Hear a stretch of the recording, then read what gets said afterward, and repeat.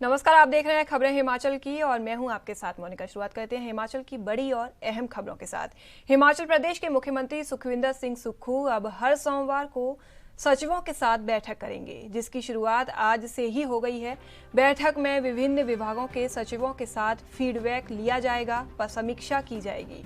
आज हुई बैठक में मुख्य रूप से आपदा से हुए नुकसान की समीक्षा की गई और आपदा प्रभावित क्षेत्रों को राहत देने के लिए दिशा निर्देश दिए गए।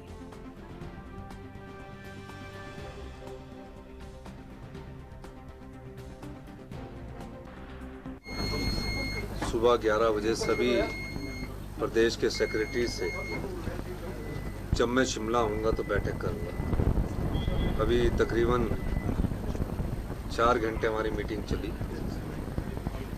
सभी विभागों की समीक्षा की गई और जो आपदा से नुकसान हुआ उसके बारे में चर्चा हुई। और कुछ और एक चीज़ें हैं कि कैसे हमने आम आदमी जो इस आपदा से प्रभावित हुआ है, जिसका घर टूट चुका है,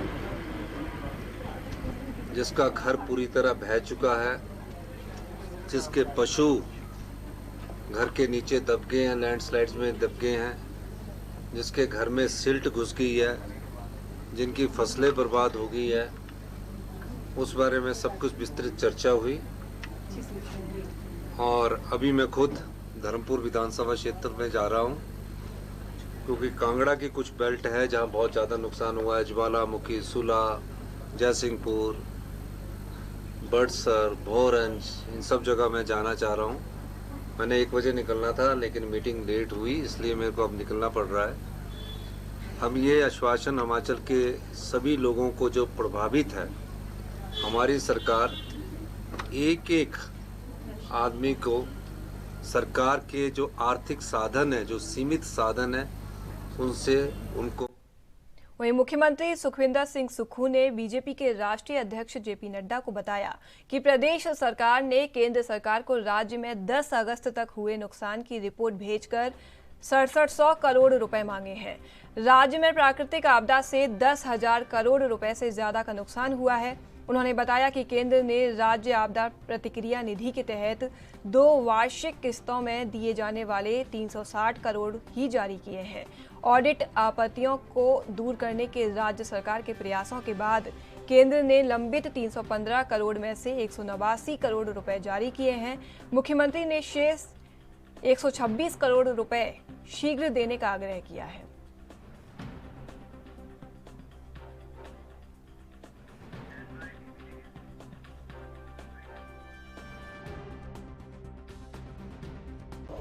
नड्डा जी से मैंने मिला, मैंने उनसे कहा कि हमारे 10 अगस्त तक जो केंद्र सरकार के रिलीफ मैनुअल के अनुसार सहायता मिलती है, जो सभी को मिलती है, सभी राज्यों को मिलती है जब आपदा आती है, उसमें हमने 6700 करोड़ रुपए के क्लेम जो है वो 10 अगस्त तक भर दिए थे। दूसरी आपदा 13 अगस्त से आई, उसके जो पूरी एस्टीमेट आ रहे हैं और मेरे अनुमान के अनुसार पहले मैंने 10,000 करोड़ का लगाया था, उससे बढ़कर मुझे लगता है नुकसान का अनुमान है। केंद्र सरकार के रिलीफ मैनुअल के अनुसार अगर उनका मकान पार्शली किसी का डैमेज हो जाता है तो 5,000 रुपया मिलता है और पूरी बिल्डिंग डैमेज हो जाती है तो 1,30,000 रुपया मिलता है। अब और जो सड़क बह जाती तो उसका एक किलोमीटर का 1,25,000 रुपया मिलता है। पहाड़ में 1,25,000 में एक सड़क बन ही नहीं पाती। मैंने नड्डा जी से ये भी अनुरोध किया, मैं दिल्ली से स्पेशल उनको मिलने आया, हिमाचल प्रदेश के लोगों के लिए मैं मिलने आया। इस आपदा की घड़ी में मैं उनसे चाहता था कि हमारे प्रदेश के हैं, मैंने उनसे ये भी अनुरोध किया कि आप ये जो केंद्र सरकार का रिलीफ मैनुअल है, ये हिल स्टेट के लिए, उत्तराखंड, नॉर्थ ईस्ट और हिमाचल प्रदेश के लिए, जम्मू कश्मीर के लिए अलग से होना चाहिए, क्योंकि यहाँ खर्चे ज़्यादा होते हैं। इस संदर्भ में उन्होंने मुझे पूरा आश्वासन दिया है कि हम आपको हर प्रकार की मदद करेंगे। वहीं केंद्रीय मंत्री अनुराग ठाकुर ने सीएम सुक्खू का नाम लिए बिना ही उन पर निशाना साधा है। बता दें कि सीएम सुक्खू ने सांसदों की भूमिका को लेकर सवाल उठाते हुए कहा था कि प्रदेश के चुने हुए सांसद ये बताएं कि संसद में उन्होंने हिमाचल का क्या पक्ष रखा। सीएम सुक्खू के इस बयान पर अनुराग ठाकुर ने तंज कसते हुए कहा है कि ये समय राजनीति करने का नहीं है। उनको अपनी पार्टी और सांसदों पर प्रहार करना है तो वे इतनी ताकत रखें कि प्रहार बिना सहारे के ही करें, दूसरों के कंधों पर बंदूक न रखें। उन्हें किसी के सर्टिफिकेट की कोई जरूरत नहीं है। गौरतलब है कि केंद्रीय मंत्री अनुराग ठाकुर हमीरपुर जिले के दौरे पर हैं। इस दौरान उन्होंने मंडी के धर्मपुर और हमीरपुर के सुजानपुर का दौरा किया। यहां पर उन्होंने आपदा प्रभावित लोगों से मुलाकात की। किसी के सर्टिफिकेट की तो आवश्यकता है नहीं, और शायद जब कोविड के टाइम पे सब लोग सो रहे थे तब भी सबने देखा कि हमने तब भी ना केवल संसदीय क्षेत्र हमीरपुर बल्कि पूरे प्रदेश भर को मदद की। और अब भी केंद्र सरकार की ओर से 180 करोड़ 181 करोड़ फिर लगभग 195 करोड़ 662 करोड़ पहले दिया, 200 करोड़ रुपया आज दिया, तो 862 करोड़ रुपया केंद्र सरकार की ओर से दिया है। और ये समय राजनीति करने का नहीं है।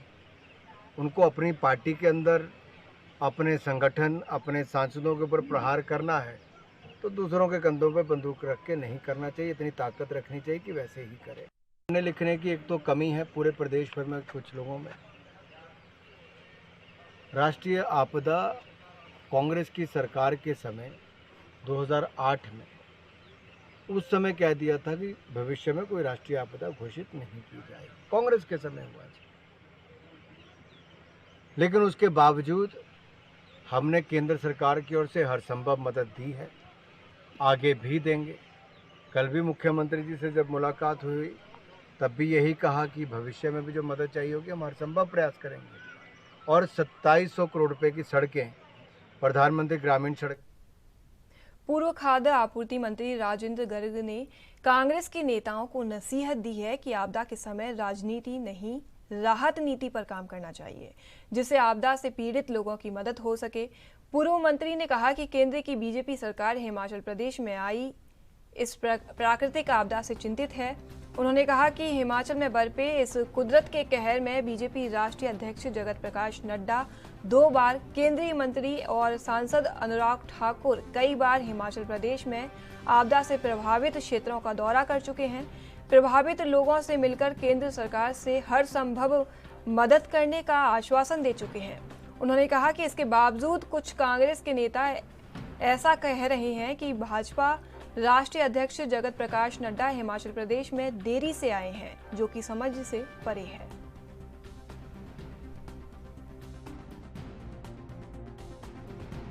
के लिए जो भी राहत के कार्य हैं, वो राहत कोष है वो पहुंचाया जा रहा है। लेकिन विडंबना यह है कि कांग्रेस के कुछ मंत्री और मुख्यमंत्री बार बार ये कह रहे हैं कि हिमाचल प्रदेश के भारतीय जनता पार्टी के सांसद कुछ नहीं कर रहे हैं, और यहाँ तक कह रहे हैं कि आदरणीय नड्डा जी और अनुराग जी भी हिमाचल आने में देरी कर दी है आने को। मैं उनको बताना चाहता हूँ कि जरा याद कीजिए, हिमाचल प्रदेश के अंदर जब से आपदा आ रही है तब से आदरणीय नड्डा जी और आदरणीय अनुराग जी का हिमाचल प्रदेश में दूसरी बार दौरा हो गया है, और साथ ही आदरणीय नितिन गडकरी जी का भी हिमाचल प्रदेश के अंदर दौरा हुआ, जिसके कारण बहुत सारी राहत जो है हिमाचल प्रदेश को मिली हुई है। लेकिन कांग्रेस के नेता जो एक हाथ से तो ले रहे हैं, लेकिन दूसरे हाथ से जो है वो मना कर रहे हैं कि हमारी कोई सहायता नहीं हो रही है। ये बहुत ही एक निंदनीय बात है। हम सरकार से कहना चाहते हैं और उनके मंत्रियों से भी कहना चाहते हैं जो दुष्प्रचार कर रहे हैं कि इस आपदा की घड़ी में राजनीति छोड़कर राहत नीति पर वहीं बीजेपी प्रदेश अध्यक्ष डॉक्टर राजीव बिंदल ने कहा कि बीजेपी के राष्ट्रीय अध्यक्ष जगत प्रकाश नड्डा ने कल हिमाचल के बाढ़ और बारिश से प्रभावित क्षेत्रों का 1 दिवसीय दौरा किया। राष्ट्रीय अध्यक्ष ने स्वयं अपनी आंखों से उस भयानक दृश्य को देखा। उन्होंने कहा कि हम अनेकों स्थानों पर उनके साथ गए। पांवटा साहिब, शिमला और बिलासपुर सभी जगह नड्डा जी के साथ जाना हुआ। उन्होंने कहा कि हमें आज धन्यवाद करना है कि बीजेपी के राष्ट्रीय अध्यक्ष जगत प्रकाश नड्डा ने पीएम नरेंद्र मोदी और केंद्रीय मंत्री अमित शाह से वार्ता करके हिमाचल प्रदेश को 200 करोड़ रुपए की राशि जारी करवाई है। आपदा की इस घड़ी में ये राशि हिमाचल प्रदेश के लिए महत्वपूर्ण है।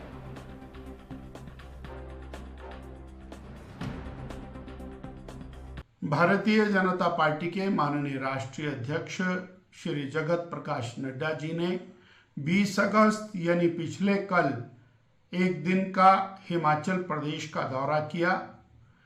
जहां जहां भारी बरसात हुई, जान माल की हानि हुई, उन क्षेत्रों में जाकर के उन्होंने अपनी आंख से वो जो भयावह दृश्य हैं उनको देखा। हम अनेक स्थानों पर उनके साथ गए, पांवटा साहिब, शिमला, बिलासपुर। हमें आज धन्यवाद करना है कि आदरणीय नड्डा जी ने माननीय श्री नरेंद्र भाई मोदी जी, श्री अमित शाह जी से वार्ता करके हिमाचल प्रदेश को 200 करोड़ रुपए की राहत राशि जारी कराई है। और इतना ही नहीं, उन्होंने शिमला में आकर के मीडिया के माध्यम से कहा कि हिमाचल प्रदेश में राहत के लिए किसी भी प्रकार के पैसे की कमी नहीं आने दी जाएगी। उन्होंने माननीय मुख्यमंत्री श्री सुखविंदर सिंह सुक्खू जी से मीटिंग की और मीटिंग करके उनको 1-to-1 भी आश्वस्त किया कि आप हमारे पास जो जो भी मांग रखेंगे और प्रदेश की आवश्यकता के दृष्टिगत हम हर प्रकार का सहयोग करेंगे। मुझे धन्यवाद करना है आदरणीय नरेंद्र भाई मोदी। हिमाचल प्रदेश में आई आपदा को लेकर सीपीआईएम सरकार के समर्थन में आ खड़ी हुई है। हिमाचल प्रदेश में आई त्रासदी को लेकर सीपीआईएम भी सरकार से सुर मिलाते हुए इसको राष्ट्रीय आपदा घोषित करने की मांग उठा रही है। इसी के चलते पूर्व विधायक राकेश सिंघा की अगुवाई में सीपीआईएम राजभवन में राज्यपाल से मिली और आपदा में हिमाचल की मदद को लेकर एक ज्ञापन सौंपा। राकेश सिंघा ने कहा कि इस आपदा की घड़ी में केंद्र को हिमाचल प्रदेश की दिल खोलकर मदद करनी चाहिए।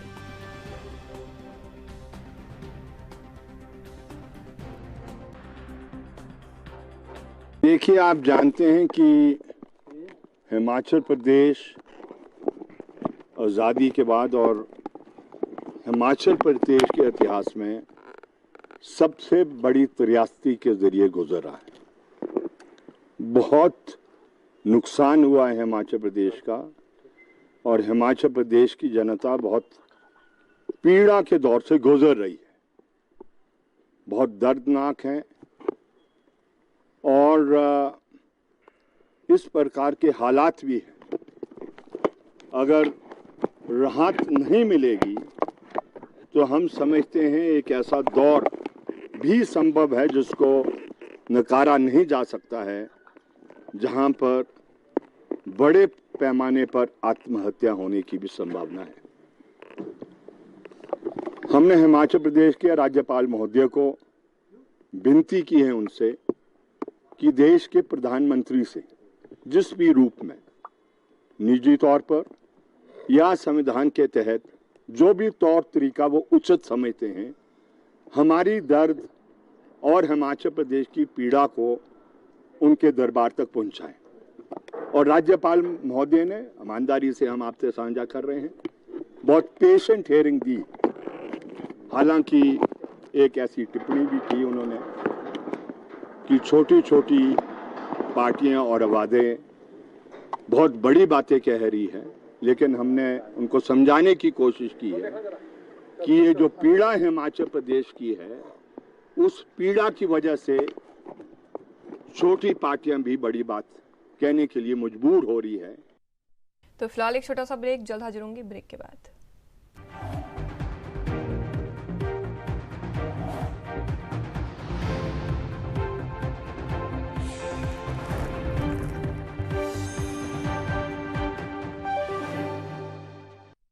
ब्रेक के बाद स्वागत है आपका। बढ़ते हैं खबरों की ओर। हिमाचल प्रदेश के सिरमौर के संगढ़ा में कांग्रेस नेता बुजराज ठाकुर के बड़े भाई राजेंद्र उर्फ पप्पू की हत्या मामले में सभी आरोपियों को पकड़ने और इलाके में ड्रग्स के अवैध धंधे से जुड़े लोगों को सलाखों के पीछे पहुंचाने के मुद्दे पर हरिपुर धार में क्षेत्र की महिलाओं की ओर से विरोध प्रदर्शन किया गया। इस प्रदर्शन के बाद महिलाओं ने अपनी मांगों को लेकर सीएम सुखविंदर सिंह सुक्खू के नाम पर एक ज्ञापन भी सौंपा। दरअसल स्थानीय लोगों का कहना है कि क्षेत्र में 5 से 6 नशेड़ी युवकों की ओर से इस संगीन वारदात को अंजाम दिया गया है। इस मौके पर स्थानीय लोगों के साथ ही बीजेपी नेताओं का भी कहना है कि ये मामला नशे के अवैध धंधे से जुड़ा हुआ है।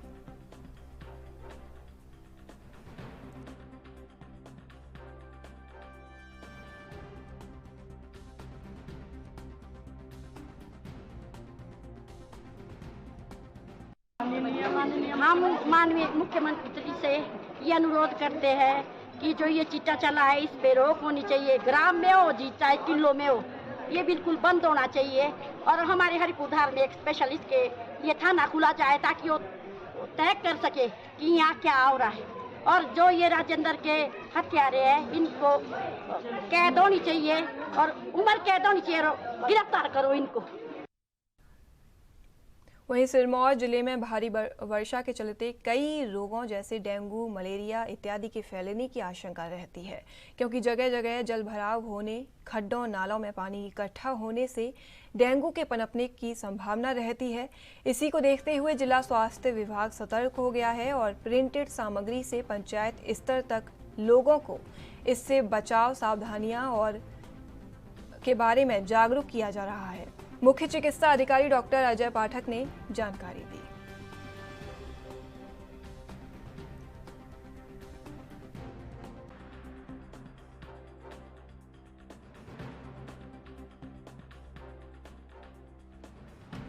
मामले आना शुरू नहीं हुए हैं, कोई रिपोर्टिंग डेंगू के मामलों की हमारे पास नहीं हुई है, लेकिन अब समय शुरू हो गया है। जब बारिशें कम हो गई हैं तो डेंगू का मच्छर पनपना शुरू हो जाएगा। लेकिन हम डेंगू को लेकर पूरी तरह से सचेत हैं। स्वास्थ्य विभाग अपनी तरफ से आईईसी हमने शुरू कर दी है, लोगों को ये बताना शुरू कर दिया है कि पानी खड़ा ना होने दें। इस संबंध में हमने म्यूनिसिपल कमेटीज़ और पंचायत्स को भी ये लिखना शुरू कर दिया है कि अगर उनके आसपास उनकी पंचायत में नगर पालिका में कहीं पानी खड़ा है तो उस पानी को वहाँ खड़ा ना होने दें। अगर कुछ लोग कूलर का इस्तेमाल करते हैं तो उसको अच्छी तरह से सप्ताह में एक बार पूरी तरह से धोएं, उसको सुखाएं। छतों पे भी अगर टायर पड़े हैं, नारियल के खोपे पड़े हैं, खाली बोतलें पड़ी हैं, इवन के बोतल कोका कोला की बोतल के एक ढक्कन में भी डेंगू पनप सकता है, तो उन बोतल को भी उल्टा करके ही रखें ताकि उनमें पानी खड़ा ना हो। और इसके साथ साथ हमने स्कूल्स में भी लिखा है कि मॉर्निंग असेंबली में बच्चों को वो जागरूक करें, क्योंकि डेंगू की से बचना बहुत ही आसान है। पूरी बाजू के कपड़े पहने, पानी खड़ा ना होने दें, मच्छर से अपना बचाव करें और हम डेंगू से बड़े आराम से बच सकते। राजधानी शिमला के रिंज पर दौलत सिंह पार्क के नीचे के पार्क को नगर निगम शहीदों पार्क बनाने जा रहा है। इस पार्क में शहीदों के चित्र के साथ उनकी बलिदान की गाथाओं को अंकित किया जाएगा। ये बात नगर निगम के महापौर सुरेंद्र चौहान ने सोमवार को दौलत सिंह पार्क में आयोजित मेरी माटी मेरा याद कार्यक्रम के तहत कही।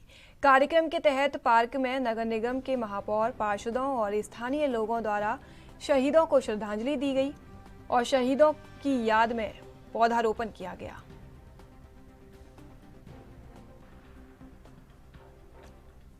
देखिए, शहीदों के प्रति एक श्रद्धांजलि एक केंद्र की सरकार की तरफ से कार्यक्रम था, उसमें हमने नगर निगम शिमला में इस कार्यक्रम का आयोजन किया। मेरी माटी मेरा देश, और उसका साथ ही हम पौधारोपण भी कर रहे हैं। इसमें जो हमारे इसमें आपने देखा होगा कि शिमला से संबंध रखने वाले 7 वीरों का भी इसमें नाम लिखा गया और उनके साथ उनके परिवार के एक सदस्य हमारे साथ आए हुए हैं, उनको भी उन्होंने शामिल किया है। इस कार्यक्रम के बाद हमने एक निर्णय लेने जा रहे हैं नगर निगम की तरफ से, जो हिमाचल के वीर सपूत है। हिमाचल देवी देवताओं का भूमि तो है ही है, उसका वीर भूमि भी इसको कहा जाता है, जिसमें देश के सर्वोच्च बलिदान हिमाचल प्रदेश के वीरों ने दिया है। शौर्य चक्र से लेकर वीर चक्र तक हिमाचल के सपूतों ने अपनी इस देश की रक्षा के लिए अपनी आहुति दी है। लेकिन और उसको लेकर के हम इस पार्क को आने वाले समय में हमारे जो कर्नल साहब हैं उनको साथ हम लिस्ट इनकी ले रहे हैं। उस कर्नल साहब ने हमें कहा है कि हम उसकी पूरी डिटेल देंगे। हम इसको सुंदर पार्क इसको शहीदों की याद में हम बनाएंगे और इसको आने वाले समय में अक्टूबर में एक ऐसी लिस्ट और इसके फुट विद फोटोग्राफ्स और पहाड़ी शिल्प कलाकार से हम उसको बनवाएंगे और एक शहीदों को याद करने के लिए एक सुंदर पार्क और इसको आप उसकी पूरी हिस्ट्री उनके जीवन के बारे में पूरा इतिहास उनका लिखा जाएगा। वहीं लद्दाख में बीते शनिवार शहीद हुए हवलदार विजय कुमार गौतम का शव सोमवार सुबह अन्नाडेल पहुंच गया है, जहां से सड़क मार्ग के द्वारा उनके शव को उनके पैतृक गांव डिमली ले जाया गया, जहां उन्हें पूरे राजकीय सम्मान के साथ अंतिम विदाई दी जाएगी। मैं जो अभी हमारे हवलदार विजय कुमार जी जो भी लद्दाख में शहीद हुए उनके मैं ताया जी का लड़का हूँ और विजय कुमार जी बचपन से जो है बहुत ही होनहार बच्चा था और इसने स्पोर्ट्स के क्षेत्र में भी अपने और एजुकेशन की शिक्षा के क्षेत्र में बहुत नाम कमाया है और 2004 में जो है बटालियन में भर्ती हुए और उन्होंने देश के लिए जो आज शहादत उन्होंने दी है, पूरा परिवार तथा पूरा गांव जो है वो इनकी शहादत को जो है याद रखते हैं। परिवार जो परिवार में इनकी जो है धर्मपत्नी है और 2 छोटे छोटे बच्चे हैं। एक छोटा बच्चा जो अभी 1.5 साल का है और बड़ा बच्चा 7 साल का है और इनके माताजी और पिताजी जो है और साथ में पूरा परिवार ताया ताई अभी सभी जो है वो लाइव है और ये हमारे जो है एक अनमोल रतन हमारे बीच से जो है ये हमने आज अपनी भारत माता के लिए जो है 2007 की उसकी भर्ती थी और जो पिछले परसों जो उनकी जो वहाँ पे वो लद्दाख में दुर्घटनाग्रस्त हो गए और आज जो उनका यहाँ जो है अन्नाडेल में पार्थिव शरीर लाया गया। तो वो एक बहुत ही गरीब फैमिली से संबंध रखते थे। उनकी मदर ने बचपन में उनको जो है बेचारी बड़ी मुश्किल से पाला था, बकरियां बेच के और गुजारा कर के आर्मी में भेजा था और आज जो है देश के लिए वो जो है शहीद हो गए। इसके लिए हम सारे ग्रामवासी, सारी ग्राम पंचायत नेहरा जो है मतलब शोक में डूबी हुई है। हिमाचल प्रदेश के मंडी जिले के कोल डैम पन बिजली परियोजना के बांध में फंसे वन विभाग के 5 कर्मचारी समेत 10 लोगों को निकाल लिया गया है। स्थानीय लोगों ने प्रशासन को इस संबंध में सूचना दी, जिसके बाद एनडीआरएफ का दल मौके पर पहुंच गया था। वहीं आपको बता दें कि बांध में फंसे लोगों में से 5 बहादुर सिंह, भूपेश ठाकुर, रूप सिंह, बाबू राम और अंगद कुमार वन विभाग के कर्मचारी हैं, जबकि अन्य 5 स्थानीय लोग हैं जिनकी पहचान नैन सिंह, डागू राम, हेमराज, बुद्धि सिंह और धर्मेंद्र के रूप में की गई। अधिकारियों ने बताया कि स्टीमर की मदद से बचाव अभियान चलाया गया। इस बात का अभी भी पता नहीं चला है कि ये घटना कैसे हुई।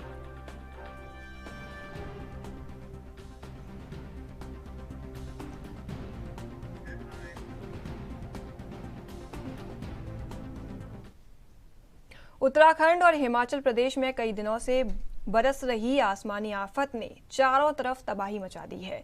इतने दिनों से हो रही लगातार बारिश के कारण जनजीवन बुरी तरह प्रभावित है। मौसम विभाग के अनुसार खतरा अभी टला नहीं है। हिमाचल के कई इलाकों में भारी से बहुत भारी बारिश होने का अनुमान है।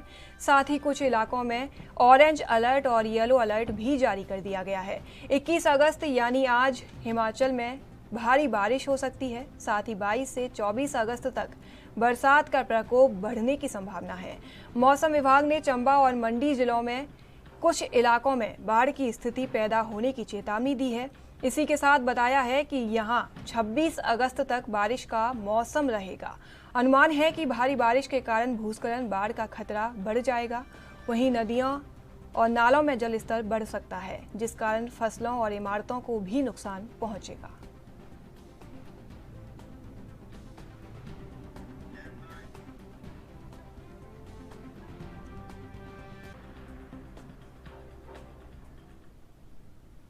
हिमाचल प्रदेश में एक बार फिर बरसात का प्रमुख पड़ सकता है। मौसम विभाग की ओर से जानकारी दी गई है कि आगामी 23 और 24 तारीख को एक बार फिर प्रदेश में भारी बरसात दर्ज की जा सकती है। मौसम विज्ञान केंद्र की ओर से बताया गया है कि प्रदेश के 8 जिले इस दौरान सेंसिटिव रहेंगे। ऐसे में इन 8 जिलों में ऑरेंज अलर्ट भी जारी किया गया। मौसम विज्ञान केंद्र के निदेशक सुरेंद्र पॉल ने बताया कि आगामी 23 और 24 जुलाई को एक बार फिर प्रदेश में भारी बरसात होने की संभावना है।